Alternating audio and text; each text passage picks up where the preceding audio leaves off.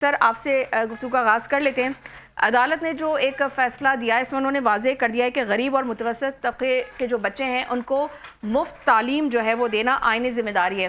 تو سر آپ کیا سمجھتے ہیں کہ مطلب ایک میرا بالکل اسٹریٹ سیدھا سوال ہے کہ کیا نجی اسکول جو ہے اس ذمہ داری کو دل سے قبول کرنے کے لیے تیار ہیں؟ وہ اس عدالت کے اس فیصلے پہ ان کے کوئی ریزرویشنز تو نہیں ہیں یا یہ ایک دباؤ سمجھ رہے ہیں اسکول جو ایسوسیشنز ہیں؟ کیا کہیں گے آپ؟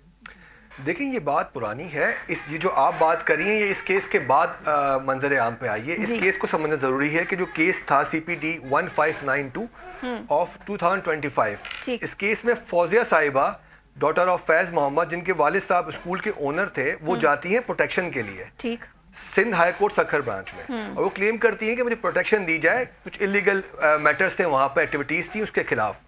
تو جب وہ کورٹ میں گئی ہیں اور جو انہوں نے پروٹیکشن کے لیے درخواست دائر کی ہے اس میں جج صاحب نے ان کی بات کی پیروی کی اور کہا کہ ٹھیک ہے پروٹیکشن آپ کا آئینی حق ہے.